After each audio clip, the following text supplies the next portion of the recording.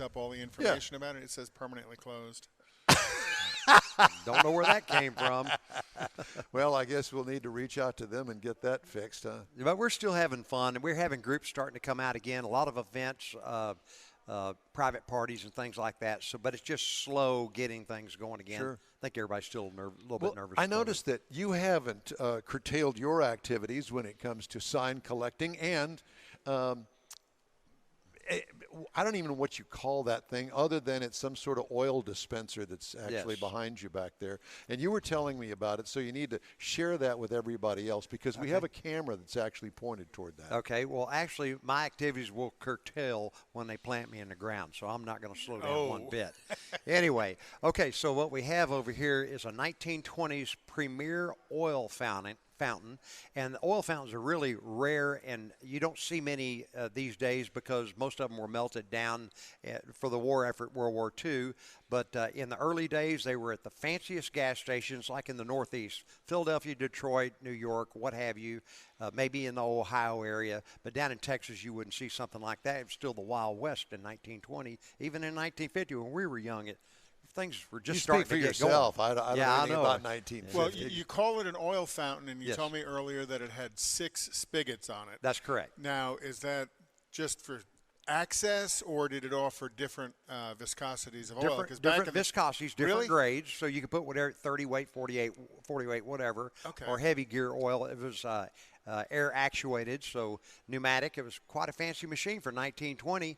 And you don't see very many of them, and so it was a real find when a picker came and brought that to us, and it was a wreck when we got it, and we spent a lot of time and effort to bring it to beyond its over-restored, really. So underneath it, it has 3 or 6 separate containers. That's correct. That the oil is stored in, whatever oil it is. See, I didn't realize back in the 20s that they had I knew there would be a gear oil and an engine oil, but I didn't realize that they had various viscosities of oil back then that they offered. I think the only person who would know something like that would be Don. He's around He's back in then, those days. So. Well, today you got 30 different viscosities. Sure. 2050 for the Harleys, 30, 530, 020, 016 now. Oils for the diesels, right? And all that. All sure. Yeah. So it's a thing of the past, but quite a neat piece here, and it's beautiful. Most people have never heard of an oil fountain. I had not either until recently, in the last 2 or 3 years. Until the picker showed up. Until the picker showed up. Wow, that's cool. We're going to fix that. So I guess for those – so we haven't been out here in a while. Right. So I would like to think that we have a few different listeners and viewers of the show that are going, what exactly is the HEMI Hideout? And so I think that we need just a little bit of background on the HEMI Hideout. This is a custom-built timber frame building. Yeah, but I was going to say this is the ultimate man cave. Putting it in our terms. Well, I certainly love it. It's a collection of things of days gone by when we were all young. So when I was a young man, I had a Dodge Super Bee. So that's why it's all Dodge and Plymouth oriented, and oil and gas signs. That's how it started. And then as time goes, it's evolved into a more really a museum of advertisement. We have sporting good things, advertisements. We have tobacco, minerals, dinosaurs, tractors, Coca-Cola, Dr. Pepper. Yeah, soda. Your other corner back here with all of the ammunition. Yes. And stuff. I know that has recently been added to the collection of stuff that you've been gathering. Yeah. It's just, you're right. It is a museum of advertising. Really. Advertising, but I don't know of where there may be a better collection of neon. They're out there.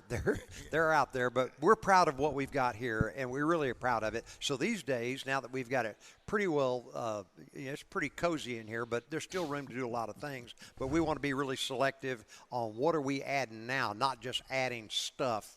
It's got to be something special, or take something off the wall to put something else up. It's got to be something unique. And that's what we're doing now. I was telling you about the Mack truck sign that we got coming, so.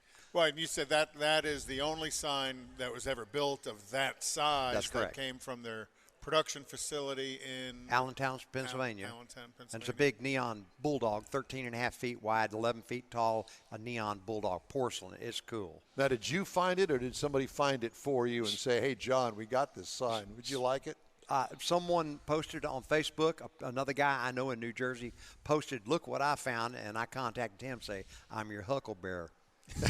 So, assuming you were the first person to contact him No. Several had contacted, but something like that you got to pay pretty precious for, so kind of a limited group of people that would really buy it. And who can display a 13.5 foot by 11? And that was somebody that you already had a relationship Yes, sir. with? That's right. Which helps as well. That's right. You know, the relationship thing, I think, is giving you an opportunity to build this place with the various stuff you've got. You know, and a rumor has it that you are actually now, I can't believe this, actually selling some of the collection here and there to make room for bigger and better.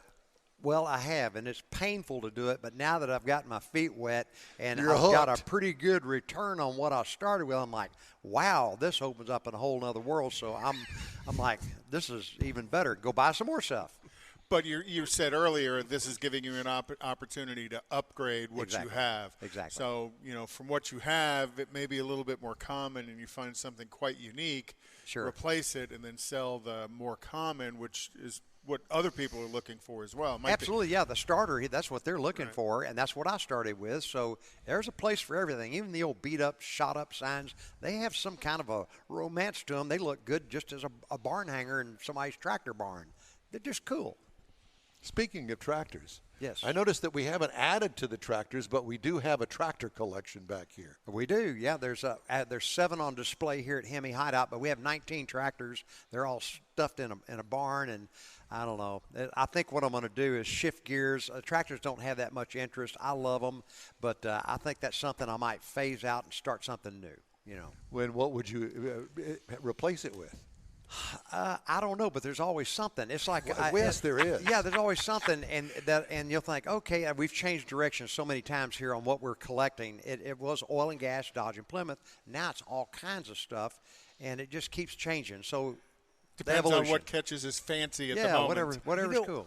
I don't recall seeing a couple of cars that you have in here. Did you have them stuffed in the barn, or have you actually these new acquisitions? No, these are the cars that we've had for quite some time. There's been no changes with them, but I have sold a few, but I don't think I'm going to buy any more cars. I think I'm at a point now in my life that it's hard enough to keep all this stuff running, and I'm not driving them as much as I should. So anyway. Well, if you need somebody to drive them, there's Bill Syson. Yeah, absolutely. We've done it before. Uh-huh. Well, as a matter of fact, I was going to say, I'm kind of at the point now, we have Autorama coming up at Thanksgiving time, and we may be looking for a display car.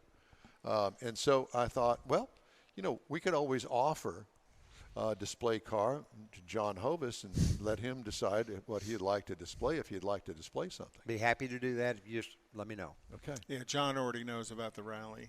He and I talked about it on the way in. Yeah, because he won't get the damned ignition switch fixed. It's always something with the old cars. It's always something, but that's part of it. Goes with the territory, doesn't it? Oh, it's been a while, so that's why I'm fading lots of heat about it. Yeah.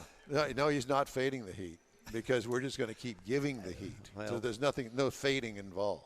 There's nothing like torching Conrad. So yeah, no. Yeah, torching Don is just as much fun. That's true.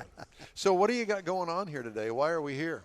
Well, it's one of our open houses that we try to do 2 or 3 times a year, and we have a lot of fun with it. Car clubs coming. I can't remember exactly who is coming today, but 3 or 4 different car clubs are coming. And then we open to the public because we're normally not open on Saturdays, and that allows the public to bring family and friends here. And it's always a fairly new crowd each time they come. So we love doing it. We love having you guys here, and we appreciate you coming and doing your broadcasts out here. And it'll just be a day of fun like we normally do. Well, and it always is fun for us to come out here, except for that internet thing, that consolidated thing. We need to get rid of that. We're moving up to the big time out here in Brookshire now, and we need to get, Well, Mr. Ainsley's going to take care of that. I know he is. Uh-huh. That'd be David Ainsley. I know that he's helped you out here in the past with some sound stuff and that sort of thing. So yeah, absolutely. Yeah. Save me. Well, so the cars haven't changed, but we've added to the sign collection out here. And I noticed when we pulled in this morning at 6 a.m. that we noticed a large collection, a growing collection of neon out on the back patio. That's correct. We did. We just hung a new sign yesterday, a big double-sided Budweiser sign from, say, the 1940s, a really cool piece out My there. era. Your era. And but anyway, it added to it, and it makes it look like a lot more going on out there. But there's room to add things back there and also inside. But we're being selective on what we're adding these days.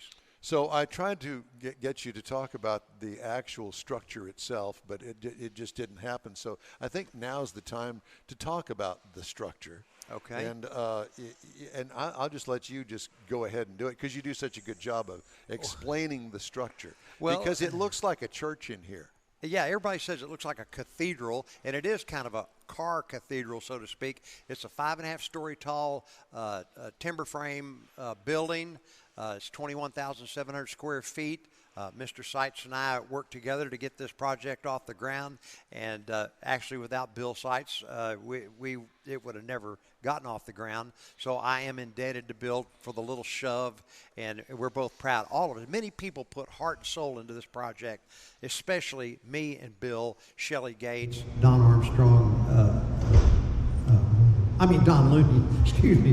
Don okay, Looney. I'll take any credit. Don will take credit for it. Don Looney in San Diego, California, and many others that helped us design and build and collect these signs, hang them up, restore them. There's just been so many people. So I paid the bills, but so many people have heart and soul and ownership in this place. They've just put so much into it. And the structure itself is really two parts because you had it designed in one place, and then the timber was actually, whatever you call it, they cut the trees down, harvested, and milled in another place. That's and right. Then all of that came together out here in Brookshire, Texas. That's right. So you can't go buy these timbers. There's no store or a lumber yard to go buy these timbers. They're big. The largest pieces are 16-inch square, about 38 feet long. They don't use the center of the tree because it weakens the timber. So when you order a building like this, they have to go out and mark trees in the forest, in this case Idaho, cut them down, haul them to California. They rough saw the pieces, the trees, and then put them in these giant kilns and squeeze all the juice and the sap out. And then they ship it to San Antonio. They did all the machine work in San Antonio and then shipped it out here and assembled it. So quite a process. You don't see buildings like this because it's quite a hassle. It's expensive compared to a tilt wall concrete building or a steel building. But look at the background you get when you start hanging. Bill and I knew going in, this is going to look cool. We weren't really sure how it was going to look. We had an idea, but when it started to come together, we're just like, wow, this is beats our wildest dreams. And where did you learn, or where did you hear of the timber beam buildings? How did that direction? How'd you acquire that direction? I always wanted to build a log home or some wood something before I get too old. At the time, I was like 55 when I was really talking about doing all this. And I thought, I need to do something now before I get too old because time starts slipping through your fingers. Do something ridiculous and fun before I get too old. This is what I did. And it's fun. It's ridiculous. Sure. It's ridiculous. It's over the top. I'm the first to admit it got out of control, but I'm so proud of it. It's still out of control. It's still I'm out of control. Well, we know that. So from the beginning, once you said, okay, this is what I want to do, and you found the company to do it, how long was that process? Okay, so we found a company in Vermont Timber Frames, and we were getting ready to pull the trigger with them. That would have ended up being a logistical nightmare because they were going to fly people in on Sunday and fly them home on Friday, and that would have just been a mess. And at the last minute, someone was telling us, a local guy here was telling us about Texas Timber Frames. They're in San Antonio. Now they're in Bernie. But anyway, we contacted them. Bill and I went down there. We decided that day, okay, we're going to do this. We signed a contract, gave a deposit, and from that point to the finish, it was about 2 years and 2 months to get it complete to where we could start decorating. So now it's about 8.5 years it's been done, so to speak, but it's really never going to be done, not as long as I'm alive. I talked to Bill probably I don't know, a couple of years, actually at the beginning of the thing. Hey, man, I got this friend of mine, and he's going to build this really cool place out there. You really need to, I want you to meet him. Yeah, I remember that conversation. Yep. And I thought, oh, yeah, sure, whatever. You know, it's Bill Seitz talking, and you know how that goes. Oh, Yeah, we just don't, we don't really, how much do you Bill's believe? going, why have I ever even talked to him in the first place, right? Yeah. Because Bill has a headset and a microphone on, and He's I just think not he said saying- 1 or 2 we're so far. Well, we're going to talk to him. We just got to. We're going to stretch this out a little bit. Just letting you guys go on. Please do. And so, anyway, ultimately, I came out here, and it was early on because I remember walking in here, and I thought, well, wow, this is really cool, but it ain't nothing like it is now with all of the signs and the neon and everything. And by the way, speaking of which, it's really difficult to take any kind of a photograph in here on your cell phone because of all of the light. The colored and light. the color, it just doesn't quite work out. You really need to have a flash. That's true. To That's make true. to make that work. But at any rate, so I guess we go back almost 10 years. That's right. It's been a beautiful relationship. It has I don't been mind adding. beautiful. And Don's been through a few other relationships in the Since meantime. then. Exactly. I'm just one of many. Yeah. Here we go. I'm the only one that'll listen, though. The rest of them wouldn't listen. Well, you're the one that's lasted. The others are gone, I long deserve gone. a gold medal, evidently. Apparently so. John was also telling me earlier today that, and I knew because we are Facebook friends, etc., that he has this place out in West Texas. And I said, I never get to see any pictures from out there. I think this is all some sort of a figment of your imagination. You go out there with a little, teepee and a campfire and go out there for a week or two and do some hunting or whatever it is that you do. And he starts showing me pictures of these bass that are like, 30 pounds or, cougars, mountain lions that are 5,000 pounds, these massive things out there that he goes out and hunts. And I'm quite impressed. That cat you showed us a picture of, that had to be a 200-pound cat, which is just huge. I think so. You guys are getting off base here, though. I mean, it's all part of the story. I mean, I suppose. Yeah, it is. And it's a part of you that I don't know because I've not been out there. Maybe we could broadcast from out there. We all Depends go out on there. whether or not they have internet out there, right? It's better than Brookshire, I'm sure. I was going to say, is Consolidated your car carrier out there? No. I'm not sure what it is, but You've got internet out there. Maybe.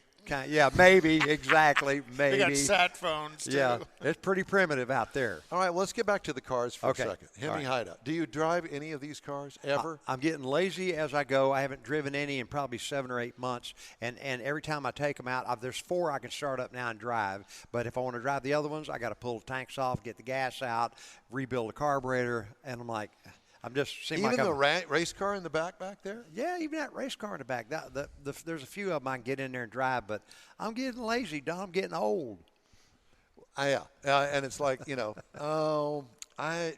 drove that thing for several years, and it just looks good sitting there. I don't want to have to do all the work to get it going down the street. Well, now the car shows are coming here, and I don't have to go to the car shows. Well, there's that. And so I don't know. It's just my problem is I'm ADHD big time. This is a direct reflection of how I operate. And so the cars were very important to me, like they were to all of us when we were younger. So I love the cars. They're the reason for the building. But, man, I'm on this sign thing now. I just love this memorabilia stuff. And I've just changed directions, but I still love the cars. Well, and when we opened the show, we talked about the car fountain, but when I walked in the door, we kind of talked oil fountain, excuse me. But when we also talked about you've added to the collection of the flange signs. That's correct. That you said you've added a couple of hundred flange signs. Well, explain what a flange sign is. I didn't even know what that was. Okay, so you see this right here, this little sign right here that's got the little bend on, it's on a post there? Yeah. That's a flange sign. Okay. So over here in this area, we've added like 200 signs, but I bet Bill hasn't even noticed it. You wouldn't notice it because there's so much going on, but I added like 200 in the last 2 or 3 months. I can't keep up. I know. Well, do you come out here often? Not very much Well, for the last year or so. Yeah. Yeah. But, yeah, I try to come out any excuse I can get. I'll take it. Do you still go hunting with John? I know you've been one of his hunting partners for the stuff that fills the building. Have not been in a while, but I'm overdue for a trip, I think. Oh, okay. That sounds like a challenge. Yeah, we're headed to Montana. We're going to deliver a sign to Montana here in next few days. I got to get it delivered this month. Red Lodge, Montana. That's just north of Yellowstone. So I got to deliver up there, and then we'll make another run, try to find some more stuff while we're on the road. On the way back? That's right. John Hovis, Yes, sir. the host here at the HEMI Hideout. We thank you very much for inviting us to come out and spend the time this open house Saturday, and we appreciate it. I appreciate all you guys. Thank you so much. I appreciate the friendships and the connection here. It's priceless. Thank you all. Thank you. And Bill Seitz, you don't move because you're next. Got it. Huh? Got it. Okay, very good. You're on the In Wheel Time car show, and we thank you. And we assume that everything is going well down there on the other end of the end of the spectrum. Yes. Nobody has a headset on down there, so I'm thinking, oh, they're doing engineering stuff, and I need to just go ahead and shut up. Please. So, Mr. Mars, I wanted to do your band race cars, but that's going to be right after Conrad talks about the events calendar. Well, typically it's Saturday nights is Nifty 50s up at Grogan's Mill, the Kima Car Meet. Tomorrow is, this afternoon is Coffee and Cars, I'm sorry, blew that. Next weekend. Let me have it. Let me read it for weekend you. is Start over. Next weekend is Coffee and Cars in Beaumont at 3805 East 10th Street, and that's from 11 to 2 p.m.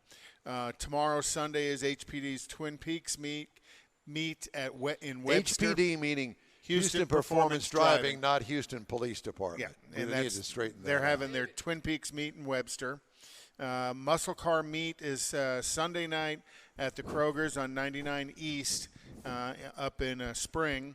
And then Friday is the 24th through the 26th is the Good Guys Lone Star meet up at Texas Motorplex. And that's definitely one of the biggest meets in the country up there. And it'll be everybody going up from Houston and San Antonio, Austin, Dallas, Fort Worth, coming down from Oklahoma City. Let me borrow yours. What's the problem down there? We can hear you just fine. Saturday Yes, the we can hear you. And then Saturday the 25th is Woody's third annual Waterfront Car Show at Topwater Grill in San Leon, Texas, and we'll be there broadcasting live as well. You know, I meant to mention to John before he left that what we need to do is we need to have a HEMI Hideout car show. You know, and I think that Bill Seitz should be the head judge, a judged car show here at the HEMI Hideout. Not inside, but outside. The grounds are beautiful. The grass is cut. It'd be a great, great thing. And, you know, it started at sunup, and it ends at sundown with a great big country dance out there somewhere. What do you think? I think it's a great idea, and I'm always willing to spend somebody else's money and probably put you in your grave because at this point in your life, you know, We're about the same age. And you got a judge, too, and then we'll dance that evening. All right, Mr. Mars. But who will lead? Yeah. Yes. So, Mr. Mars, it is your turn, and you've put this off long enough. It's a feature that Mr. Mars came up with that he wanted to get on, so now's the time. Banned race cars, and we're all dying to hear about it. Well, great, because I'm dying to tell you about this particular one. Everybody's heard of Mark Donahue. I mean, he was a famous race car driver. He drove in all kinds of places, such as the Trans Am, the Indy 500, the NASCAR, the Can-Am Porsches, the IROC, even the F1. It's where this guy built his reputation. Drove for Penske. Drove for Penske. So one of the things that he did, and this is really what caught my attention, they with teaming with Penske, they did a lot of experimental things, shall we say. One of them was like a pressurized oil filling system, so that if you needed to put oil in the car during a pit stop, it was pressurized, so you didn't have to just pour it and let it gravity feed. You could pressurize it and get it in there quicker. Had an experimental cross-ram intake, a 2x4 on this 302 Z28, 420 horsepower. So they had lots of things. And one of the things they did with their 1967 Camaro Z28, they brought this car out, and what he did, he just rolled over everybody that season. Came out, won the first 3 of 12 races in the Trans Am series. And then they came back the next year in the same car, literally got into one of the endurance races, like the 12 Hours of Sebring or the 24 Hours of Daytona, where they were running this car, literally lapped the entire field during the race. But when he did that, the judges were already looking at him because he was winning so great. Well, now he's just literally lapped the entire field, so they said, we got to look at this car. He must be cheating. So they start looking at his car, and they take him through the inspection. Come to find out, what they had done, the car was 250 pounds lighter than what it was supposed to be. He had taken 250 pounds out of this car. Literally had the body acid dipped to take the weight off.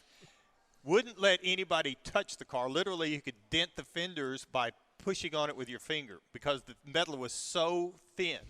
So he came up with, the car was real flexible and stuff, so for safety reasons, he put a roll cage in it just like NASCAR has. First guy to do that in the Trans Am Series. Well, what he had to do, he had to stiffen the car back up because he had taken so much of the strength out of it by taking out the body panels. But he did that.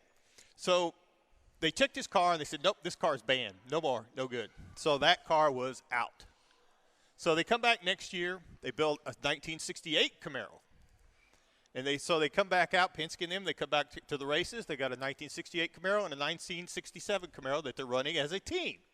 Painted identical. One was number 15, one was number 16. They get to the race. They unload.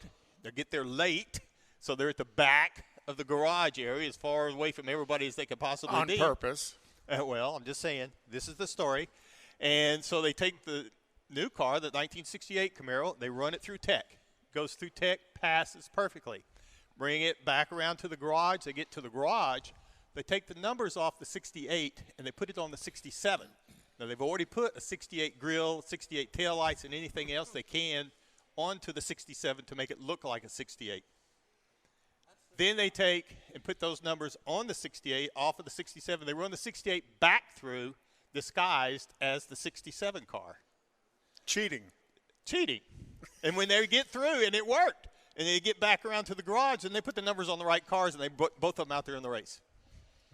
That's how great these guys were at doing this kind of stuff. And I just found that was totally fascinating. So once they kind of caught them doing that, then they said, okay, they figured out everybody else started doing the acid dipping on the body and stuff, so it does take the weight off. And even with the roll cage in it. So now they got to where they can put weight in certain specific. They got 250 pounds. Balance the car.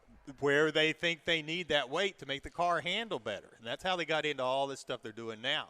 So these guys were engineers, and they figured out basically how to cheat, but it's also led to all these innovations that they've got now. And I heard that when they came out with the 69 Camaro, again, the same Penske blue number 6 car that Donahue drove, they had to put a vinyl top on it because of the distortion in the roof and the C-pillar, because they'd acid dipped it so much that they couldn't get it to look smooth, so they put a vinyl top on it to hide the fact that they put the vinyl top on it because it looked better. Oh, okay. You looked better officially, commercially. it looked better. Officially, yeah. It looked better for the commercial, for the Chevrolet sponsorship. Great story. Hey, the In Wheel Time Car Show streams on Facebook, YouTube, Twitch, and InWheelTime.com. Podcasts are available from your favorite podcast provider. The In Wheel Time Car Show continues right after this quick break. Let me tell you about a locally owned and operated group of dealerships called Bayway. Bayway owner Daryl Wisniewski is born and raised right here, and he knows Houstonians better than anyone. Bayway Chrysler Dodge Jeep and Ram, Bayway Lincoln, and Bayway Chevrolet are managed by Lincoln Stahl. And when you get to know these guys, you'll want to become part of the Bayway family too. Feel good that you're part of Houstonian-owned Bayway Chrysler Dodge Jeep Ram.com, BaywayChevrolet.com, and BaywayLincoln.com. Remember the name, Bayway. Tailpipes and Tacos, Houston's premier monthly cruise-in, returns Saturday, September 18th at the Southwest Freeway Kirby location of Loopy Tortilla Tex-Mex.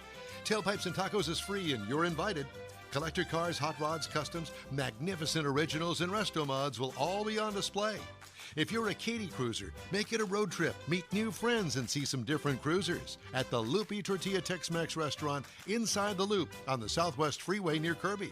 This is Houston's hottest cruise-in, Tailpipes and Tacos, inside the Loop at the Loopy Tortilla on the Southwest Freeway in Kirby, where you'll see the In Wheel Time Car Show. Get your ride ready, and we'll see you at the Tailpipes and Tacos Saturday morning cruise-in, September 18th, 8 to 11 a.m., weather permitting. The next Katie Tailpipes and Tacos will be announced soon. We hope to see you next weekend at the Tailpipes and Tacos Cruise-In at the Lupi Tortilla Tex-Mex on the Southwest Freeway at Kirby. Be there. Gulf Coast Auto Shield has moved to a more convenient location. Now you can visit John Gray and his staff of dedicated professionals at their new shop on the South Sam Houston Parkway between Belford and Airport in Southwest Houston. Gulf Coast Auto Shield is the best at paint correction and ceramic coatings. Clear bras and custom wraps are specialties that only Gulf Coast Auto Shield installs with award-winning accuracy, and all their services come with a warranty. Lamborghini, Aston Martin, Porsche, and Ferrari owners depend on Gulf Coast Auto Shield for their specialty services, and you should too. The in-wheel time Corvette and Cutlass have both been massaged by Gulf Coast Auto Shield, so isn't it time your vehicle visit their new shop in Southwest Houston? Call John Gray today at 832-930-5655 or visit online at gcautoshield.com. That's gcautoshield.com. Paint, coatings, wraps, and more at gcautoshield.com.